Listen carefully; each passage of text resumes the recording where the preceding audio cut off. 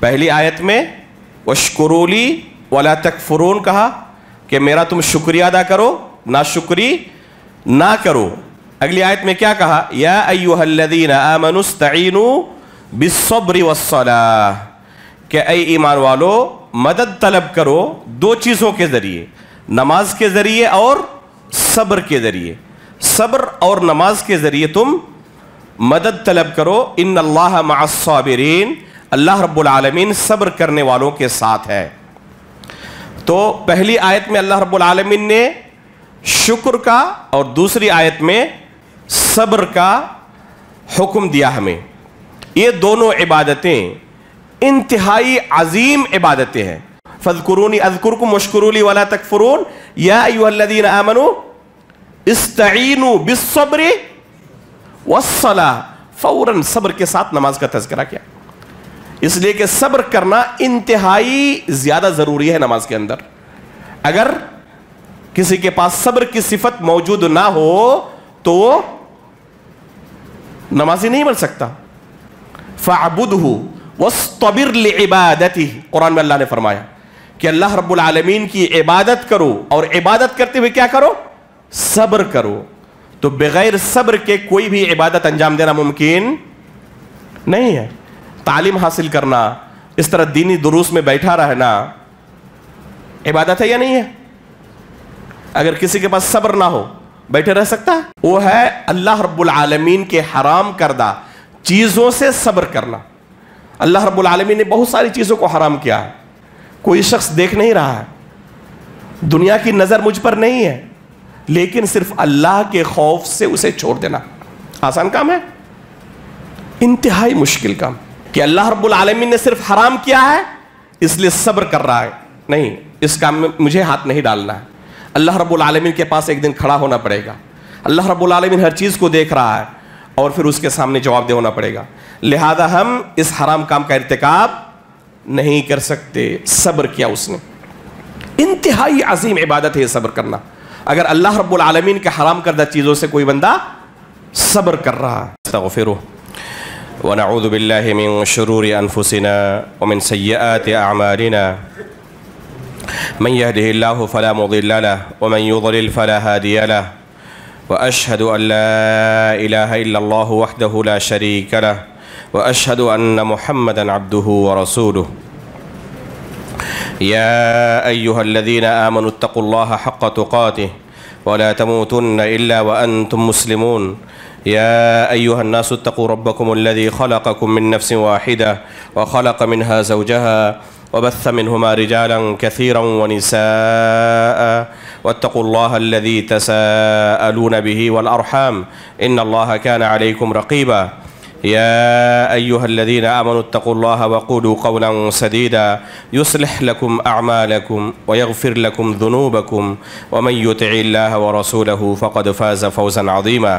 أما بعد فإن أصدق الحديث كتاب الله، وأحسن الهدي هدي محمد صلى الله عليه وسلم، وشر الأمور محدثاتها، وكل محدثة بدعة، وكل بدعة ضلالة، وكل ضلالة في النار۔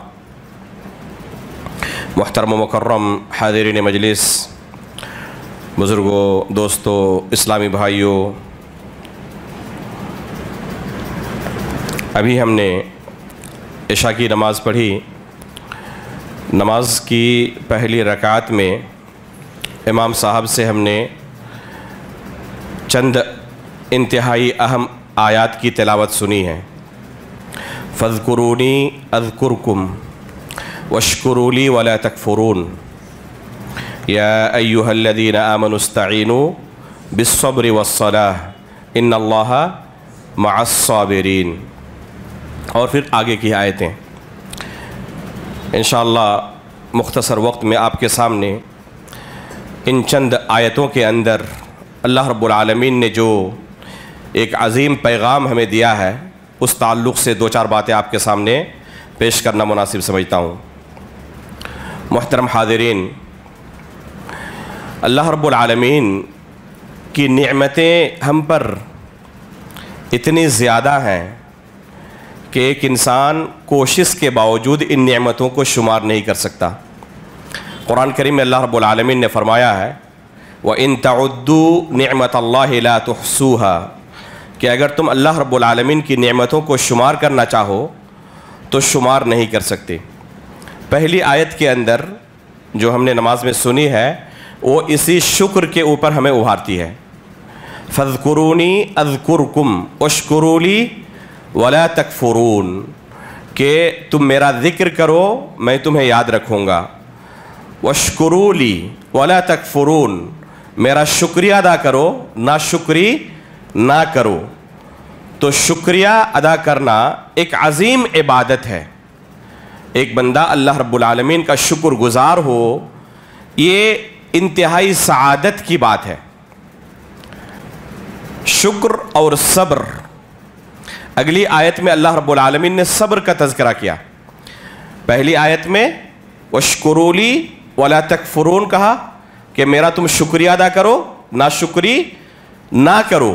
اگلی آیت میں کیا کہا؟ یا ایھا الذین آمنوا استعینوا بالصبر والصلاۃ کہ اے ایمان والو مدد طلب کرو دو چیزوں کے ذریعے، نماز کے ذریعے اور صبر کے ذریعے۔ صبر اور نماز کے ذریعے تم مدد طلب کرو۔ ان اللہ مع الصابرین اللہ رب العالمین صبر کرنے والوں کے ساتھ ہے۔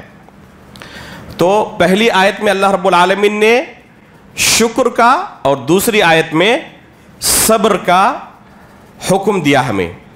یہ دونوں عبادتیں انتہائی عظیم عبادتیں ہیں، بلکہ شیخ الاسلام علامہ ابن تیمیہ رحمہ اللہ فرماتے ہیں کہ کتاب و سنت کے جتنے نصوص ہیں، قرآن کے اندر جتنی آیتیں ہیں، اللہ کے رسول کی جتنی حدیثیں ہیں، تمام کا اگر خلاصہ نکالا جائے تو خلاصہ کیا نکلے گا کہ یہ دین اجمالی طور پر دو چیزوں کا صرف نام ہے۔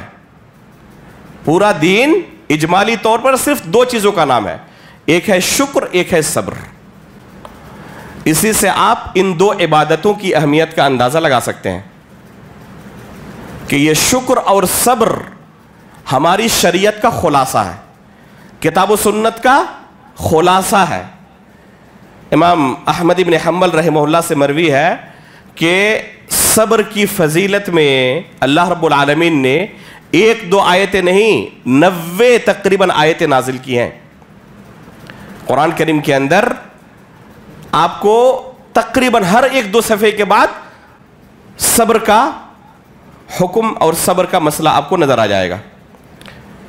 انتہائی عظیم عبادت ہے۔ ابھی ہم نے مسجد فرقان کے اندر جو سورہ پڑھی سورۃ العصر، اس کے اندر بھی آخر میں اللہ رب العالمین نے کیا فرمایا؟ وَتَوَاصَوْا بِالْحَقِّ وَتَوَاصَوْا بِالصَّبْرِ کہ صبر کی تلقین کرو۔ دنیا کے اندر اگر کوئی شخص کامیاب ہونا چاہتا ہے، چاہے کسی بھی میدان میں ہو، اگر اس کے پاس صبر کی صفت موجود نہیں ہے تو وہ کامیاب نہیں ہو سکتا۔ ممکن ہی نہیں ہے کہ وہ کامیاب ہو جائے۔ اگر دنیا کے اندر ممکن نہیں ہے تو آخرت کے اندر ممکن ہو سکتا ہے؟ اگر دنیاوی امور میں ایک انسان صبر کے بغیر کامیاب نہیں ہو سکتا، جتنے بڑے بڑے آپ کو مالدار نظر آ رہے ہیں، جتنے بڑے بڑے سائنٹسٹ نظر آ رہے ہیں، جتنے بڑے علماء نظر آ رہے ہیں، ان کی زندگی آپ جا کر دیکھیں، انہوں نے جو صبر کیا اپنی زندگی کے اندر، تو وہ عام لوگوں کے بالمقابل تصور سے باہر کی چیز ہوتی ہے۔ دوسرے لوگ کہتے ہیں کہ یہ اتنے اونچے مقام پر کیسے پہنچ گئے؟ ذرا ان کی زندگی کا آپ مطالعہ بھی کریں، دیکھیں کہ انہوں نے کس طریقے سے زندگی گزاری ہے۔ انہوں نے جو صبر کیا ہے ایک ایک دن میں، باقی دوسرے لوگ سال بھر مل کر بھی وہ ایک دن کا مقابلہ نہیں کر سکتے۔ قرآن میں سورہ آل عمران کے آخر میں اللہ رب العالمین نے کامیابی کا راز بتاتے ہوئے فرمایا یا ایھا الذین آمنوا اصبروا وصابروا ورابطوا واتقوا اللہ لعلکم تفلحون۔ کامیابی کے 4 نسخے ہیں اس آیت کے اندر۔ سورہ آل عمران کی آخری آیت کے اندر اللہ رب العالمین نے کامیابی کے کل 4 نسخے بیان کیے ہیں۔ کیا فرمایا؟ یا ایھا الذین آمنوا اصبروا اے ایمان والو تم کیا کرو؟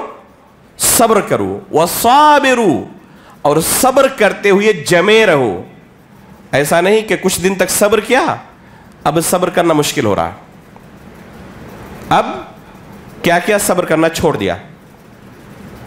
شادی کے 5 سال ہو چکے ہیں، بڑا صبر کیا ہوا توحید پر، اولاد نہیں ہو رہی ہے لیکن کسی شرک اور بدعت کا ارتکاب کرنے پر راضی نہیں ہے، لیکن 10 سال گزرنے کے بعد صبر کا باندھ ٹوٹ گیا، اب لگا کہ کسی داتا کے پاس، کسی درگاہ کے پاس جا کر ہی اولاد مل سکتی ہے، تو اس کے اندر صبر تو ہے لیکن مصابرت نہیں ہے۔ یا ایھا الذین آمنوا اصبروا، اس کے بعد کیا کہا؟ وصابروا، صبر کرتے ہوئے جمے رہو، ایسا نہیں کہ کچھ دن کے بعد صبر کا دامن چھوڑ دو۔ ورابطوا، اور مرابطہ کرو۔ رابطوں کی 2 تفسیر کی گئی ہے، ایک ہے کہ نماز کو اس کے اوقات میں جماعت کے ساتھ پابندی سے ادا کرو، یہ ہے مرابطہ۔ ابھی عشاء کی نماز پڑھی ہے جماعت کے ساتھ، فجر کی نماز بھی جماعت کے ساتھ پڑھنی ہے، ظہر کی بھی پڑھنی ہے، ایک نماز پڑھی ہے دوسری کا ذہن میں خیال موجود ہے۔ رجل قلبہ معلق بالمساجد، اللہ کے رسول نے فرمایا کہ ایسا شخص جس کا دل کیا ہو، مسجدوں کے اندر لٹکا ہوا ہو، اس کی کیا فضیلت ہے؟ قیامت کے دن عرش کے سایہ تلے جگہ ملے گا۔ بلکہ جتنے لوگوں کا تذکرہ کیا، کتنے لوگوں کا تذکرہ کیا اللہ کے رسول نے؟ 7 قسم کے لوگوں کا تذکرہ کیا۔ ان 7 کے اندر غور کر کے دیکھیں، ہر ایک کے اندر صبر کی انتہا موجود ہے، ہر ایک کے اندر۔ الامام العادل، کتنے صبر کی ضرورت ہے؟ ایک انسان اپنے گھر کے اندر انصاف نہیں کر پاتا، بچوں کے درمیان، ایک استاد اپنے کلاس کے درمیان انصاف نہیں کر پاتا، اور پورے ملک کا بادشاہ ہو، اس کے لیے آسان ہے صبر کرنا؟ ایک صدر مدرس اپنے مدرسے کے اندر اساتذہ اور طلبہ کے درمیان انصاف نہیں کر پاتا، اور کوئی ملک کا بادشاہ ہو، اس کے ہاتھ میں عدالت ہے، اس کے ہاتھ میں پوری فوج ہے، اور پوری ہر طرح کی قوانین سسٹم اس کے ہاتھ میں ہے، اس کے باوجود صبر کر رہا ہے، ظلم نہیں کر رہا کسی پر، آسان کام ہے؟ انتہائی اعلیٰ درجے کے صبر کی ضرورت ہے۔ زنا کا بالکل موقع موجود ہے، کوئی روکنے ٹوکنے والا نہیں، لیکن صرف اللہ کے خوف سے چھوڑ رہا ہے، کس درجے کے صبر کی ضرورت پڑے گی؟ تو ہر ایک کے اندر آپ غور کریں گے، جو 7 قسموں کا تذکرہ کیا، خلاصے کے طور پر اگر کہا جائے جس کے اندر صبر کی صفت ہے، وہ عرش کے نیچے اس کو جگہ ملے گی۔ تو شیخ الاسلام ابن تیمیہ رحمہ اللہ کی نظر کتنی گہری تھی قرآن و حدیث پر، یہ کہنے کی ضرورت نہیں ہے۔ شیخ الاسلام علامہ ابن تیمیہ رحمہ اللہ صرف اپنے زمانے کے نہیں، بلکہ کہا جاتا ہے کہ خیر القرون کے بعد پوری امت میں شاید اتنے بڑے عالم پیدا نہیں ہوئے تھے۔ تو انہوں نے کیا کہا کہ پورے دین کا خلاصہ ہے یہ دونوں، شکر کرنا اور صبر کرنا۔ اگر یہ 2 صفتیں ایک انسان کے اندر آ گئی ہیں تو گویا کہ پورے دین کو اپنے اندر اس نے سمو لیا ہے۔ قرآن کریم میں اللہ رب العالمین نے 4 جگہوں پر ایک ہی آیت کو نازل کیا، ان فی ذلک لآیات لکل صبار شکور۔ 4 جگہوں پر ان فی ذلک لآیات لکل صبار شکور، جس کے اندر یہ 2 صفتیں موجود ہیں، صبر کی صفت، شکر کی صفت، ان کے لیے بڑی بڑی نشانیاں موجود ہیں۔ اللہ کے رسول صلی اللہ علیہ وسلم فرماتے ہیں، عجبا لامر المؤمن ان امرہ کلہ خیر۔ ایک مومن کی زندگی عجیب و غریب زندگی ہے۔ ان امرہ کلہ خیر، ایک مومن کی زندگی میں صرف خیر ہی خیر ہے، کبھی شر نہیں ہوتا، کبھی برائی نہیں ہوتی، سدا بہار زندگی ہوتی ہے ایک مومن کی۔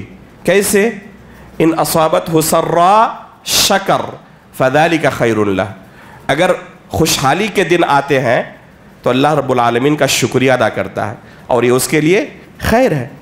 اور وَإِنْ أَصَابَتْهُ ضَرَّاء صَبَرَ وَذَلِكَ خَيْرٌ لَهُ، اور اگر اس کی زندگی میں کبھی کوئی تکلیف آتی ہے، کوئی مصیبت آتی ہے، تو ایسے موقع پر جزع فضع نہیں کرتا، ایسے موقع پر کیا کرتا ہے؟ صبر کرتا ہے، اور یہ بھی اس کے لیے خیر ہے۔ وَلَيْسَ ذَلِكَ لِأَحَدٍ إِلَّا لِلْمُؤْمِنِ، ایسی سدا بہار زندگی مؤمن کے علاوہ کسی دوسرے کو نصیب نہیں ہوتی۔ اس لیے ہمیں ہمیشہ اپنے اندر ان 2 صفتوں کو اپنانا چاہیے، شکر کی صفت اور صبر کی صفت۔ اللہ رب العالمین کی اتنی نعمتیں ہمارے پاس ہیں کہ کہ ہم اگر ہمیشہ اللہ رب العالمین کا شکریہ ادا کرتے رہیں تب بھی اس کا حق نہیں ادا کر سکتے. آپ دیکھیں گے بہت سارے لوگوں کو تقدیر کے مسئلے پر اعتراض کرتے ہوئے کہ آخر میرے اوپر ہی اتنی مصیبتیں کیوں؟ میں نے آخر کون سا جرم کیا تھا؟ میرے بچے کا ایکسیڈنٹ ہو گیا، گھر کے اندر ڈاکہ پڑ گیا، زلزلہ آ گیا، نیا گھر ڈھہ گیا، یہ مصیبت، یہ مصیبت، یہ مصیبت. مصیبتوں کا پورا پلندہ اس کے پاس موجود ہے. اس کو ایسا محسوس ہو رہا ہے کہ دنیا کے اندر سب سے زیادہ مصیبت زدہ وہی ہے. قدم قدم پر زبان پر شکایت ہے. ایک شخص اسی طرح آیا سامنے، یہ کہتے ہوئے کہ آخر میں ہی ملا تھا اس طرح کے مصیبتوں کے لیے. آخر میں نے کون سا جرم کیا تھا کہ بچے بیمار پڑ گئے، جوانی کے عالم میں ایکسیڈنٹ ہو گیا، یہ مصیبت، یہ مصیبت، یہ مصیبت. تو آخر میں ہی ملا تھا ان مصیبتوں کے لیے. میں نے کہا کہ ابھی آپ نے اللہ رب العالمین کو یہ کہا کہ اللہ بہت سارے لوگ دنیا میں آنکھ کی نعمت سے محروم ہیں، میں نے کون سی نیکی کی تھی کہ اتنی بڑی نعمت تجھے مجھے عطا کی؟ بے شمار لوگ دنیا کے اندر بے قصور ہیں لیکن جیلوں میں بند ہیں. تو نے آزادی کی نعمت دی، میں نے کون سی نیکی کی تھی اتنی بڑی نعمت مجھے دے دی؟ چلنے پھرنے کی نعمت، صحت کی نعمت، دیکھنے کی نعمت، بولنے کی نعمت، سننے کی نعمت، عقل کی نعمت. ایک ایک نعمت کے بدلے اگر پیسہ خرچ کرنا پڑے تو ایک انسان پوری دنیا کی دولت خرچ کر کے بھی اس کو حاصل کر سکتا ہے؟ اگر کسی کا پیشاب اللہ نہ کرے کسی کے ساتھ ہو، رک جائے اور اس کے پاس پوری بادشاہت موجود ہو، تو ایک حقیر سی چیز کو اپنے جسم سے نکالنے کے لیے پوری دولت دینے کے لیے تیار رہے گا، ہے یا نہیں؟ اور اس نعمت کو جب سے پیدا ہوا ہے بلا کسی معاوضے کے روزانہ حاصل کر رہا ہے. ایک پیسہ خرچ کیا؟ اللہ رب العالمین اگر ان نعمتوں کا حساب مانگ لے دے سکتا ہے؟ کبھی اس کی زبان پر یہ نہیں آتا کہ آخر میں نے کون سی نیکی کی تھی کہ اتنی ساری نعمتیں میرے پاس؟ لیکن تھوڑی سی مصیبت آئی، زبان پر شکایت آنے لگتی ہے. تو حقیقت میں ایک مومن کو ہمیشہ اللہ رب العالمین کا کیا ہونا چاہیے؟ شکر گزار ہونا چاہیے کہ اتنی نعمتیں اللہ رب العالمین کی ہمارے ساتھ. اور ان تمام نعمتوں میں سب سے عظیم نعمت توحید کی نعمت، دین کی نعمت. کتنے لوگ ہیں جو کفر کی حالت میں اس دنیا سے گزر جاتے ہیں، ٹھکانہ کیا ہوگا؟ ہمیشہ جہنم میں چلیں گے. اللہ رب العالمین نے اتنی عظیم نعمت ہمیں عطا کی، رسول بھیجا، ہدایت دی، اللہ رب العالمین کا موحد بندہ بنایا، کفر و شرک سے اللہ نے پاک رکھا ہے ہمیں. کتنی بڑی نعمت ہے. تو ان تمام نعمتوں کا ایک انسان کو کیا ہونا چاہیے؟ شکر گزار ہونا چاہیے. اگر اس کے پاس شکر کی صفت موجود ہے تو اللہ رب العالمین وعدہ کر رہے ہیں لَإِن شَكَرْتُمْ لَأَزِيدَنَّكُمْ. اگر شکریہ ادا کرو گے تو مزید نعمتیں عطا کروں گا. وَلَئِن كَفَرْتُمْ إِنَّ عَذَابِ لَشَدِيدٌ. لیکن اگر تم نے ناشکری کی، اللہ رب العالمین کا کوئی کچھ بگاڑ سکتا ہے ناشکری کر کے؟ اگر ناشکرہ ہی ہوا کوئی تو اللہ رب العالمین کا کچھ بگاڑ نہیں سکتا، اپنی آخرت خراب کر لے گا. ان عذابی لشدید. تو ایسے لوگوں کے لیے میرا عذاب بڑا دردناک ہے.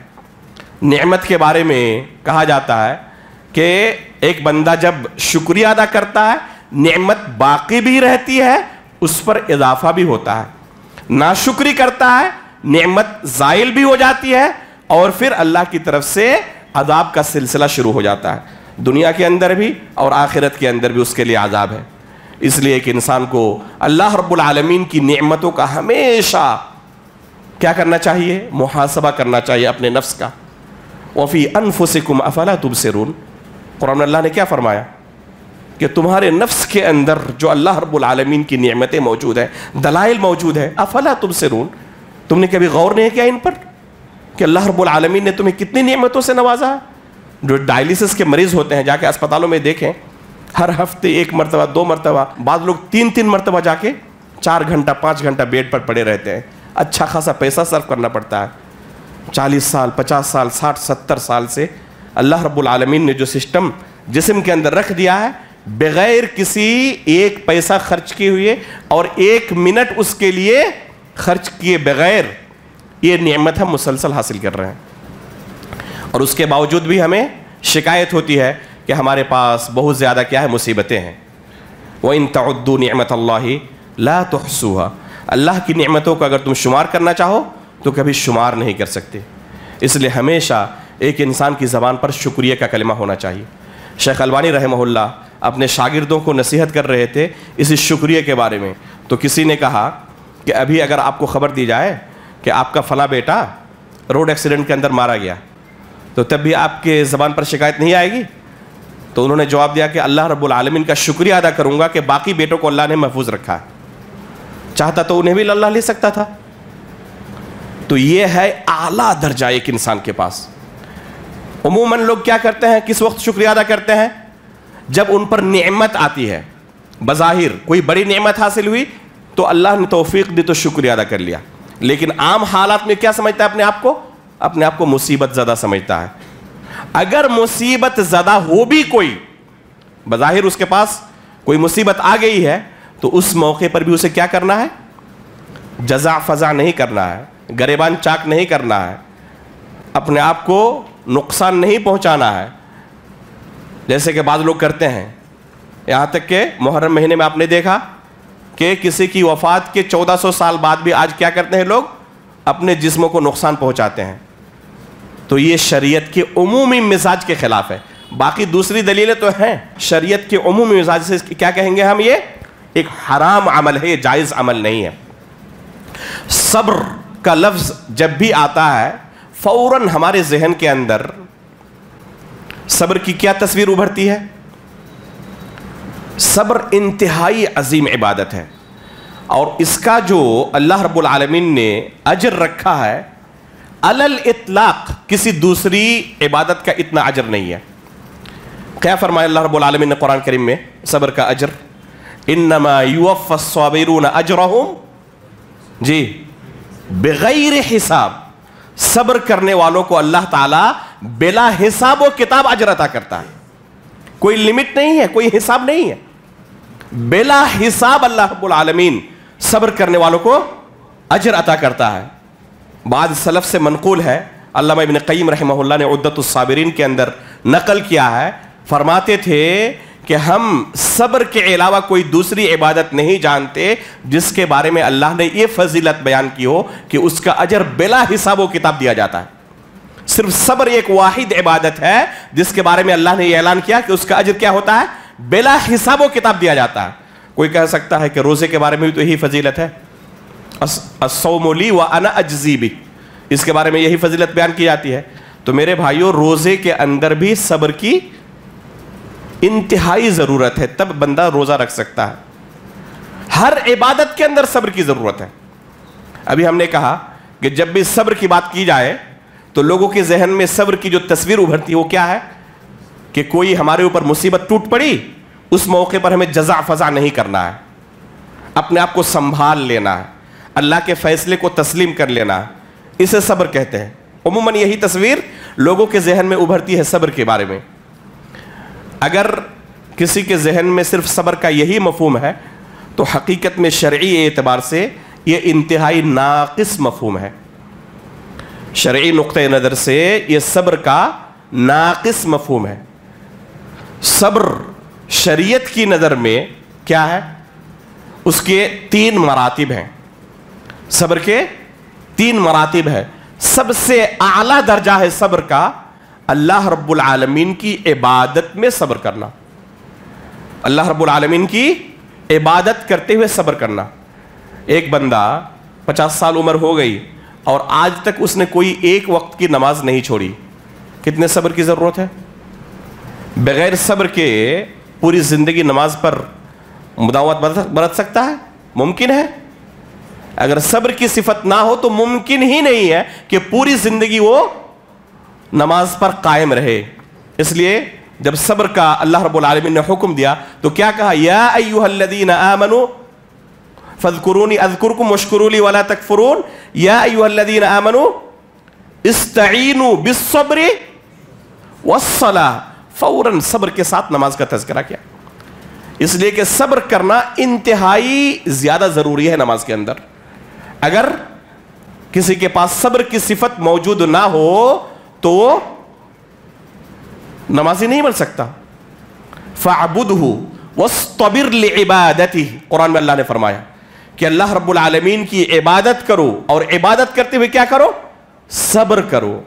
تو بغیر صبر کے کوئی بھی عبادت انجام دینا ممکن نہیں ہے. تعلیم حاصل کرنا، اس طرح دینی دروس میں بیٹھا رہنا عبادت ہے یا نہیں ہے؟ اگر کسی کے پاس صبر نہ ہو بیٹھے رہ سکتا ہے؟ ممکن نہیں ہے. ایک بندہ اگر چاہتا ہے کہ کتاب و سنت کا علم حاصل کرنا پڑے، کتاب و سنت کا علم حاصل کرے گا، 10 سال 15 سال 20 سال تک اسے پڑھنا پڑے گا، اساتذہ کے سامنے بیٹھنا پڑے گا، صبر کرنا پڑے گا. اگر کسی کے پاس صبر نہ ہو، کر سکتا ہے یہ؟ اتنی موٹی کتاب پڑھنی پڑے گی، پہلے ہی دماغ چکرا گیا، وہ آگے بڑھ سکتا ہے؟ آگے نہیں بڑھ سکتا. امام ابو حاتم الرازی رحمہ اللہ فرماتے ہیں کہ مکہ سے مدینے تک آج کی تاریخ میں بھی راستے انتہائی ہموار ہو جانے کے بعد بھی تقریباً 500 کلومیٹر کی مسافت ہے. اللہ جزائے خیر دے سعودی حکومت کو، کہیں پہاڑ پڑا تو وہاں پر سرنگ بنا کر راستہ آسان کر دیا، شارٹ کٹ کر دیا. اس کے باوجود بھی آج کی تاریخ میں تقریباً 500 کلومیٹر کی مسافت ہے. اس زمانے میں کوئی پہاڑ پر جاتا تو کیا کرنا پڑتا؟ گھوم کر کئی کلومیٹر اسے سر کرنا پڑتا. فرماتے ہیں کہ حدیث رسول کو حاصل کرنے کے لیے، یہ علم حاصل کرنے کے لیے مکہ سے مدینے تک میں نے کتنی بار پیدل سفر کیا، تعداد بھول چکا ہوں، اب تعداد یاد نہیں ہے. کر سکتے ہیں ہم؟ مولانا ابوالکلام آزاد رحمہ اللہ، جو ان کی تفسیر کی کتاب ہے، اس کا جو مقدمہ ہے، مقدمے کے اندر وہ الام کے نام سے مطبوع ہے. اس مقدمے کے اندر جو سورہ فاتحہ کی تفسیر ہے، وہ ایک واقعہ بیان کرتے ہیں کہ ایک شخص، یہ سن 1928 کی بات ہے، یعنی تقریباً آج سے 100 سال پہلے، کہتے ہیں کہ رانچی کے اندر انگریز حکومت کی طرف سے میں نظر بند تھا. ان کو نظر بند کر دیا گیا تھا رانچی کے اندر، جھارکھنڈ کی جو آج راجدھانی ہے. کہتے ہیں کہ نماز کے بعد، جب مغرب کی نماز کے بعد مسجد سے نکلا تو مجھے محسوس ہوا کہ کوئی شخص میرے پیچھے پیچھے آ رہا ہے. مڑ کر دیکھا تو ایک اجنبی نظر آیا. پوچھا کہ شاید آپ کو مجھ سے کوئی کام ہے، آپ کچھ کہنا چاہتے ہیں؟ تو انہوں نے کہا ہاں جی، آپ سے ہی مجھے کچھ کام ہے اور میں بہت دور سے آیا ہوں، مسافر ہوں. پوچھا کہ کہاں سے آئے ہیں؟ فرمایا کہ سرحد پار سے آیا ہوں. سرحد پار مطلب اس وقت ہندوستان کی تقسیم نہیں ہوئی تھی. سرحد پار مطلب افغانستان سے. افغانستان سے کوئٹہ پہنچا اور کوئٹہ سے پھر آگرہ اور آگرہ سے پھر رانچی. کہتے ہیں کہ اپنے ملک سے نکلا تھا کوئٹہ تک پیدل چلتے ہوئے. اتنی لمبی مسافت پیدل طے کی اور وہاں پر میرے ملک کے کچھ سوداگر مل گئے جو آگرہ آ رہے تھے. تو میں نے درخواست پیش کی کہ آپ کی راستے میں خدمت کروں گا، آپ مجھے اپنا نوکر رکھ لیں تو اس سے مجھے سواری مل جائے گی اور آپ کو نوکر مل جائے گا. انہوں نے منظور کر لیا اور اس طریقے سے مجھے وہاں سواری مل گئی. میں ان کی خدمت کرتا رہا اور انہوں نے مجھے پہنچا دیا آگرہ. اور پھر دوبارہ آگرہ سے میں رانچی تک پیدل آیا ہوں. ابھی لاک ڈاؤن کے ایام میں بہت سارے لوگ گئے تھے اپنے ملک پیدل. کیا حال ہوا تھا؟ یہ آج سے 100 سال پہلے کی بات ہے. ہندوستان کے اندر اس وقت راستے کیسے تھے آپ کا اندازہ لگا سکتے ہیں. آج الحمدللہ بہت ترقی ہو چکی ہے. بہت سارے لوگ گھر نہیں پہنچ سکے لاک ڈاؤن کے ایام میں اور راستے کے اندر وفات پا گئے. کہتے ہیں آگرہ سے، جو کہ تقریباً دلی کے قریب ہے اور تقریباً 2000 کلومیٹر ہے یا اس سے کچھ کم، یہ پوری مسافت دوبارہ اس نے طے کی. مولانا آزاد فرماتے کہ اتنی لمبی مسافت صرف مجھ سے ملاقات کے لیے، آخر کیا کام ہے آپ کا؟ تو کہا کہ آپ البلاغ اور الہلال میں جو کچھ لکھتے ہیں ایک ایک حرف میرا پڑھا ہوا ہے. قرآن کی کچھ آیتوں کے تعلق سے ذہن میں اشکال تھا، میں ان آیتوں کو آپ سے ڈائریکٹ سمجھنا چاہتا تھا، بس اس مقصد سے آیا ہوں. مولانا آزاد کہتے ہیں کہ ایک مدت تک وہ شخص میرے پاس رہا اور ان آیتوں کے بارے میں سیکھتا رہا. اچانک دیکھ رہا ہوں کہ ایک دن غائب ہے. جاتے وقت مجھے خبر نہیں کی، اس لیے تاکہ میں اس کے ہاتھ میں کچھ پیسہ نہ رکھ دوں سواری کے لیے. اور پھر کہتے ہیں کہ مجھے اندازہ ہے کہ جاتے وقت بھی اس نے سفر کا ایک لمبا سا حصہ شاید پیدل ہی گیا ہوگا، طے کیا ہوگا. اگر صبر نہ ہو ممکن ہے علم حاصل کرنا؟ تو یہ اعلیٰ درجہ ہے صبر کا. سب سے اعلیٰ درجہ اللہ کی عبادت میں صبر کرنا. جو صبر کی فضیلت ہے، جتنی بھی آیتیں ہیں، تقریباً 90 آیت کہا نا ہم نے، احادیث بھی بے شمار ہے. ابھی ہم نے کہا کہ اللہ رب العالمین عرش کے سائے تلے جن کو جگہ دے گا، 7 قسم کے لوگ، ہر ایک کے اندر صبر کی صفت پائی جاتی ہے. تو یہ جو مقام و مرتبہ ملنے والا ہے، سب سے اعلیٰ درجہ کس کا ہے؟ اللہ کی عبادت میں صبر کرنے والوں کا. نماز کے اندر کچھ تاخیر ہو گئی، صبر کر رہے ہیں. یہ ہے سب سے اعلیٰ درجہ صبر کا. دوسرا درجہ صبر کا وہ ہے اللہ رب العالمین کے حرام کردہ چیزوں سے صبر کرنا. اللہ رب العالمین نے بہت ساری چیزوں کو حرام کیا ہے. کوئی شخص دیکھ نہیں رہا ہے، دنیا کی نظر مجھ پر نہیں ہے، لیکن صرف اللہ کے خوف سے اسے چھوڑ دینا آسان کام ہے؟ انتہائی مشکل کام. یہ ہے دوسرا درجہ کہ اللہ رب العالمین نے صرف حرام کیا ہے اس لیے صبر کر رہا ہے. نہیں، اس کام میں مجھے ہاتھ نہیں ڈالنا ہے. اللہ رب العالمین کے پاس ایک دن کھڑا ہونا پڑے گا. اللہ رب العالمین ہر چیز کو دیکھ رہا ہے اور پھر اس کے سامنے جواب دہ ہونا پڑے گا. لہذا ہم اس حرام کام کا ارتکاب نہیں کر سکتے. صبر کیا اس نے. انتہائی عظیم عبادت ہے صبر کرنا. اگر اللہ رب العالمین کے حرام کردہ چیزوں سے کوئی بندہ صبر کر رہا ہے. یوسف علیہ الصلوۃ والسلام کا قصہ پڑھے، پورا کا پورا قصہ شروع سے آخر تک صبر کے اوپر دلیل موجود ہے. اور صبر کی تینوں قسمیں یوسف علیہ الصلوۃ والسلام کی زندگی میں آپ کو مل جائے گی. عبادت کے اندر صبر، حرام کام کے ارتکاب کرنے سے صبر، اور مصیبت کے اوپر صبر کرنا جو تیسرا درجہ ہے. تو جو تصویر ہمارے ذہن میں صبر کی ہے وہ تیسرے نمبر پر ہے. یہ سب سے آخری درجہ ہے صبر کا کہ ہمارے اوپر کوئی مصیبت ٹوٹ پڑی تو اس پر ہم جزع فزع نہ کریں.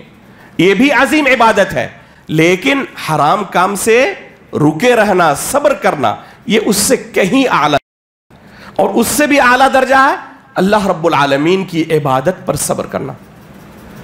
زلیخا اور یوسف کا جو واقعہ سورہ یوسف میں موجود ہے، یوسف علیہ الصلوۃ والسلام کس لیے رکے رہے؟ کیا کہا انہوں نے؟ معاذ اللہ انہ ربی احسن مثوائی. اللہ کے خوف سے پیچھے ہٹ گئے کہ ہو نہیں سکتا، اللہ کے پاس مجھے جواب دینا پڑے گا. میاں سید نذیر حسین محدث دہلوی رحمہ اللہ کے ایک شاگرد کا قصہ پڑھیں.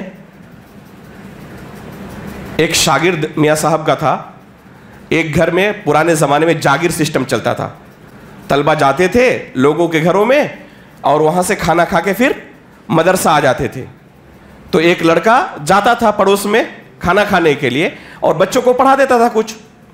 گیا، اس گھر کے اندر ایک خاتون تھی جس کی اس لڑکے پر غلط نظر تھی. ایک دن کیا ہوا، گھر کے تمام افراد کسی خاص مناسبت سے گھر سے باہر تھے اور یہ خاتون اکیلی تھی انتظار میں. جب یہ لڑکا پہنچا حسب عادت کھانا کھانے کے لیے تو اس نے دروازہ بند کر دیا اور بدفعلی کا مطالبہ کیا. اب یہ بچہ پریشان، اب وہ ڈرانے دھمکانے لگی کہ اگر میرے مطالبے کو نہ مانی تو یہ کر دوں گی، یہ کر دوں گی، یہ کر دوں گی. اب یہ بچہ ڈر گیا، اب کیا کرے؟ تو اس نے کہا کہ آپ کا مطالبہ میں پورا کر دوں گا، بس مجھے 5 منٹ ٹوائلٹ کی اجازت دے دیں. کہاں آپ کا ٹوائلٹ ہے مجھے بتائیں، مجھے بہت تیز ٹوائلٹ کی ضرورت ہے. بتا دیا کہ فلاں جگہ ٹوائلٹ ہے. اندر گیا اور تھوڑی دیر بعد جب حمام سے باہر نکلا تو پورے جسم پر اس نے گندگی پیشاب و پاخانے کی لگایا ہوا تھا. جیسے ہی وہ نکلا جسم کے اندر بدبو پھیلی ہوئی تھی تو وہ خاتون دیکھتے ہی بھاگی گالی گلوچ کرتے ہوئے اور فوراً دروازہ کھول کے اس کو باہر نکالا. اس نے اپنے ظاہر کو کس لیے گندا کیا؟ تاکہ اس حرام کام سے اپنے آپ کو بچا سکے. اس حرام کام سے صرف اللہ رب العالمین کے خوف سے اس نے اپنے آپ کو اس طرح گندا کیا. جب مدرسہ گیا تو مدرسہ جانے کے بعد اپنے جسم کو دھلا. ٹھنڈی کا موسم تھا, میاں صاحب کی عادت تھی رات کو آتے اپنے طلبہ کی خبر گیری کرنے کے لیے, کہیں کسی کو کوئی مصیبت تو نہیں ہے, کسی کوئی پریشانی نہیں ہے. تو آ کے دیکھا کہ ایک لڑکا مدرسے میں ایک دم ٹھٹر رہا ہے سردی کے مارے. پوچھا تو پورا واقعہ بیان کیا کہ اس طرح میرے ساتھ آج ہوا تھا, اور ایک ہی کپڑا میرے پاس تھا جو کہ بھیگ چکا ہے, اور میرے پاس دوسرا کوئی کپڑا نہیں ہے, اور سردی, سخت سردی کے موسم میں. تو میاں صاحب لائے گھر سے کپڑا, پھر نیا کپڑا دیے, لیکن تب تک اتنی سخت اسے سردی لگ چکی تھی کہ پھر چند دنوں کے بعد اس کی وفات ہو گئی اسی سردی کے عالم میں. تو اگر کوئی شخص اپنے ظاہر کو اس طرح حرام کام سے بچنے کے لیے گندا کر لے تو اللہ رب العالمین کے پاس اس کا اجر کتنا ہوگا؟ تو یہ ہے صبر کا انتہائی اعلیٰ درجہ, حرام کام سے بچنے کے لیے صبر کرنا. اور تیسرے نمبر پر ہے کسی مصیبت پر صبر کرنا. اللہ رب العالمین کی طرف سے کوئی ناگہانی مصیبت آ گئی ہے, اس پر صبر کرنا. مصیبت پر صبر کرنے کی دو قسم ہیں. ایک ہے کسی انسان کی طرف سے کوئی مصیبت ہمیں پہنچائی گئی ہو, اور ایک ہے کسی انسان کی طرف سے مصیبت نہیں پہنچائی گئی ہے, بلکہ یہ مصیبت کسی عام شخص کا اس میں کوئی دخل نہیں ہے. جیسے زلزلہ آ جانا, اس میں کسی انسان کا کوئی دخل ہے؟ کوئی دخل نہیں ہے, بہت بڑی مصیبت ہے. نیا گھر خریدا تھا کروڑوں دے کر, زلزلہ آ کر پورا تباہ و برباد ہو گیا, جوان بیٹا فوت ہو گیا, کسی انسان کا کوئی دخل نہیں ہے. تو یہ ہے دو قسم. جو پہلی قسم ہے کسی انسان کی طرف سے مصیبت پہنچائی جائے اور اس پر صبر کر لے, تو یہ انتہائی مشکل کام ہے. بلکہ شیخ الاسلام علامہ ابن تیمیہ رحمہ اللہ فرماتے ہیں کہ انبیاء, صدیقین اور انتہائی اعلیٰ درجے کے جو اللہ کے نیک بندے ہیں, بس وہی اس مصیبت پر صبر کر سکتے ہیں. عام لوگوں کے بس کی بات نہیں ہے کہ طائف والے پتھروں سے لہو لہان کر دیں اور اس کے باوجود بھی ان کے لیے دعا کریں. ایک عام شخص کر سکتا ہے؟ اللہ کے رسول صلی اللہ علیہ وسلم کو کتنی تکلیفیں دی گئی. ایک مرتبہ اللہ کے رسول کو دشمنوں کی طرف سے کافی تکلیف دی گئی. اللہ کے رسول نے کیا کہا؟ لقد اوذی موسیٰ اکثر من ھذا فصبر, کہ ہمارے نبی موسیٰ علیہ الصلوۃ والسلام کو اس سے زیادہ تکلیف دی گئی تھی اور پھر بھی انہوں نے صبر کیا تھا. اللہ کے رسول نے صبر کر لیا. یہ صبر کرنا, جانتا ہے کہ ظالم کون ہے, اس کے باوجود, طاقت ہونے کے باوجود انتقام نہ لے, صبر کر لے, عام شخص کے بس کی بات نہیں ہوتی ہے. انتہائی اعلیٰ درجے کا متقی پرہیزگار ہوگا جو اس طرح کا صبر کر سکتا ہے. تو یہ ہے پہلی قسم. دوسری قسم ہے کہ کوئی اللہ رب العالمین کی طرف سے آفت آئے اللہ کی حکمت کی وجہ سے, اور اس پر انسان صبر کرے. جیسے ہم نے مثال دی, کسی کا جوان بیٹا فوت ہو گیا ہے, ٹھیک ہے, کسی کے گھر میں آگ لگ گئی ہے, زلزلہ آ گیا اور گھر تباہ و برباد ہو گیا, تو اس پر صبر کرنا یہ بھی انتہائی عظیم عبادت ہے. لیکن اس کے لیے ایک شرط ہے. وہ شرط کیا ہے؟ جب پہلی مرتبہ مصیبت کی خبر آپ کو ملی, اسی وقت اپنے آپ کو کنٹرول کر لینا کہ اللہ کا فیصلہ تھا, اس پر میں راضی ہوں, اور جزا فضا نہ کرے. تو اس کی فضیلت ہے. ورنہ کسی کے والد کی وفات ہوئی ہے 20 سال پہلے اور آج کہہ رہا میں صبر کر رہا ہوں, فضیلت ملے گی اسے؟ اسے صبر نہیں کرتے ہیں. وقت گزرنے کے ساتھ ساتھ انسان کو صبر آ ہی جاتا ہے, تو اس صبر کی فضیلت نہیں ہے. ایک خاتون ایک قبر کے پاس رو رہی تھی, اللہ کے رسول کا گزر ہوا اور کہا کہ صبر کرو. تو اس نے کیا کہا؟ انک لم تصب مصیبتی, جو مجھے مصیبت لاحق ہوئی ہے آپ کو لاحق نہیں ہوئی ہے, آپ کو کیا پتا کہ کیا مصیبت ہوتی ہے. اللہ کے رسول نے کچھ نہیں کہا, گزر گئے. باقی دوسرے لوگ دیکھ رہے تھے, کہا کہ آپ کو پتا بھی ہے کس کے ساتھ آپ گفتگو کر رہے تھے؟ کہا کہ میں پہچان نہیں سکی, وہ مصیبت کے مارے رو رہی تھی, دھیان نہیں دی. کہا کہ اللہ کے رسول صلی اللہ علیہ وسلم تھے. فوراً بھاگی اللہ کے رسول کے گھر اور کہتی ہیں کہ الان اصبر, اللہ کے رسول اب میں صبر کر رہی ہوں. تو اللہ کے رسول نے کیا کہا؟ انما الصبر عند الصدمۃ الاولى, جب پہلی بار دل کو تکلیف پہنچے, دھکا لگے, اس وقت انسان صبر کر لے تو اسے صبر کہتے ہیں. تو اس کی فضیلت ہے. تو یہ دونوں عبادتیں انتہائی عظیم عبادتیں ہیں. ان دونوں عبادتوں پر اگر چرچا کیا جائے تو گھنٹوں کی ضرورت ہے. شیخ الاسلام علامہ ابن تیمیہ رحمہ اللہ نے ایک پتلی سی کتاب لکھی ہے قاعدۃ فی الصبر. تقریباً آدھے گھنٹے میں آپ پڑھ لیں گے. اس کا اردو میں بھی ترجمہ ہو چکا ہے اور PDF بھی موجود ہے. ہمارے ایک فاضل دوست ڈاکٹر نسیم سعید تیمی حفظہ اللہ نے اس کا اردو میں ترجمہ کیا ہے اور سوشل میڈیا پر موجود ہے. یہ آدھے گھنٹے میں پڑھ لیں گے آپ. قاعدۃ فی الصبر یہ شیخ الاسلام ابن تیمیہ رحمہ اللہ کی کتاب ہے. اور تفصیلی اگر کسی کو پڑھنا ہے تو سب سے بہترین کتاب اس موضوع پر علامہ ابن قیم رحمہ اللہ کی ہے عدۃ الصابرین و ذخیرۃ الشاکرین. انتہائی وقی کتاب. اس کا ترجمہ اللہ عالم اردو میں ہوا ہے یا نہیں ہوا ہے مجھے اس کا علم نہیں ہے. البتہ کوئی اگر عربی پڑھ سکتا ہو تو اس کتاب کو وقتاً فوقتاً پڑھتے رہنا چاہیے تاکہ ایک انسان ان دو عظیم عبادتوں کے درمیان اپنی زندگی گزارے. آخر میں وقت میں زیادہ لے لیا, جتنی بات ہوئی تھی اس سے کہیں زیادہ ہو گیا. بس ایک تھوڑا سا اشارہ کروں گا شکر کے تعلق سے کہ نعمت دو طرح کی ہوتی ہے. کچھ نعمتیں کنٹینیو چلتی رہتی ہیں, دیکھنے کی نعمت, بولنے کی نعمت, سننے کی نعمت جاری رہتی ہے کنٹینیو. اور کچھ نعمتیں ایسی ہوتی ہیں جو اچانک انسان کو حاصل ہوتی ہیں. جیسے کسی کو نوکری کی خبر مل گئی کہ تمہاری نوکری لگ گئی ہے, ٹھیک ہے, اچانک حاصل ہونے والی نعمت. اللہ کے رسول صلی اللہ علیہ وسلم کو خبر دی گئی کہ ابو جہل کو قتل کر دیا گیا. کتنی بڑی خوشی تھی. اللہ کے رسول فوراً سجدے میں گر پڑے. کعب بن مالک رضی اللہ تعالیٰ عنہ کے ساتھ بائیکاٹ کر لیا تھا اللہ کے رسول نے غزوہ تبوک میں پیچھے رہنے کی وجہ سے. 50 دنوں تک یہ بائیکاٹ کا سلسلہ جاری رہا. جب خبر ملی کہ اللہ رب العالمین کی طرف سے آیت نازل ہوئی ہے میرے بارے میں کہ اللہ نے میری توبہ قبول کر لی ہے, فوراً سجدے میں گر پڑے. صحیح بخاری کے اندر موجود ہے. تو اس طرح اچانک کوئی بڑی خبر ملے, کسی کو خوشخبری ملے, تو ایسے موقع پر شکریہ کے اظہار کا ایک شرعی طریقہ یہ ہے کہ بندہ شکرانے کے طور پر سجدہ ریز ہو جائے. اس موقع پر بعض لوگ 2 رکعت نماز پڑھتے ہیں, شکرانے کی نماز. یہ ثابت نہیں ہے کسی بھی صحیح سند سے. شکرانے کی نماز نام کی کوئی نماز شریعت میں ثابت نہیں ہے. اگر کسی کے ساتھ اس طرح کا موقع آئے تو اسے کیا کرنا چاہیے؟ فوراً سجدے میں گر پڑنا چاہیے, چاہے وضو کی حالت میں ہو یا بغیر وضو کے ہو, چاہے قبلہ رخ ہو یا بغیر قبلے کے ہو. اگر سجدہ کر سکتا ہو, اس کی پوزیشن ہو کوئی سجدہ کر سکتا ہے تو فوراً سجدہ کرنا چاہیے. لیکن کوئی اگر روڈ میں ہو, ظاہر سی بات ہے وہاں سجدہ نہیں کر سکتا, تو جتنی جلدی ہو سکے وہ سجدہ کر سکتا ہے. البتہ بہت وقت گزرنے کے بعد تو یہ نہیں ہے اس کا وقت. اس کا وقت ہے جب خبر ملی فوراً سجدہ ریز ہو جائے.